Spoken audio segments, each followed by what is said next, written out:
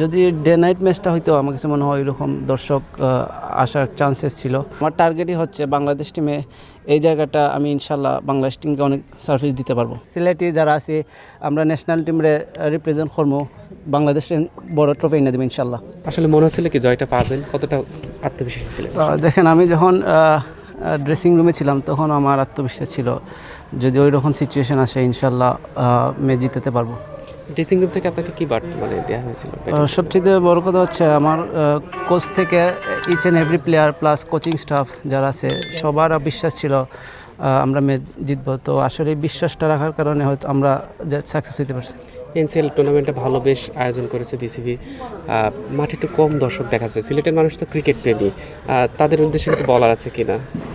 আসলে দেখেন আপনার ওয়েদারটা খুব গরম, তো আমার কাছে মনে হয় গরম একটা কারণ হতে পারে। তো যদি ডে নাইট ম্যাচটা হয়তো আমার কাছে মনে হয় এরকম দর্শক আসার চান্সেস ছিল। তো আশা করি যেহেতু আরও সামনে খেলা আছে আসবে ইনশাল্লাহ। লাস্ট ডিপিএলও ভালো খেলেছেন, জাতীয় দলের আশেপাশে রয়েছেন, আসলে বোলিং নিয়ে কাজটা কি করছেন মানে ফেরার জন্য? আসলে দেখেন আমার যে আমার স্ট্রেংথ তো আলহামদুলিল্লাহ যে ওয়ান চেঞ্জ মানে ওয়ার্ল্ডার বল আমার খুব স্ট্রেংথ। তো আমার নতুন বলে একটু ল্যাকিংস ছিল, আলহামদুলিল্লাহ ওইটা নিয়ে লাস্ট প্রিভিয়াস কয়েক মান্থ কাজ করছি, আলহামদুলিল্লাহ বেটার।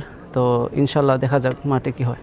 এটা কি নিজেকে ফেরার একটা মঞ্চ হিসেবে দেখছেন? অবশ্যই, যেহেতু আমরা যে বা ন্যাশনাল টিমের বাইরে আছি বা আপকামিং যারা প্লেয়ার আছে ওদের জন্য এরকম একটা টুর্নামেন্ট অনেক বড় একটা opportunity for pushing national team.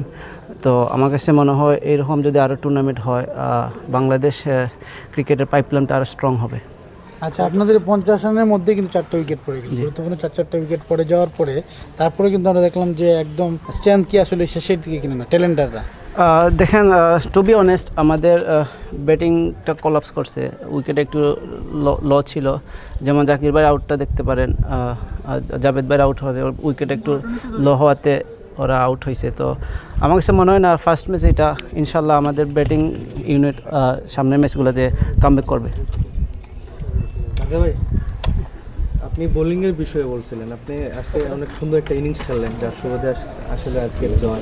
আপনি আপনার ব্যাটিং নিয়ে স্পেসিফিক কোনো কাজ করছেন কিনা? যেহেতু রাজিন ভাই আছেন কোচের দায়িত্বে, উনি একসময় ক্রিকেটার ছিলেন, ভালো ব্যাটিং করছেন, তো আপনি উনার কোনো টিপস পাইছেন কিংবা ওনার সাথে কোনো কাজ করছেন না নিজের ব্যাটিং নিয়ে আলাদাভাবে? দেখেন লাস্ট কয়েক বছর ধরে রাজিন ভাই আমাদের এনসিএলের হেড কোচ। তো আমি যখন ফার্স্ট ক্লাস ডেবু হয় তখন থেকে ওনারা আমাকে দেখছে। তো ওনারা একটাই বলছে যে আমার আলহামদুলিল্লাহ অন্যান্য পেস বোলারদের চাইতে আমার ব্যাটিংটা একটু ভালো আছে।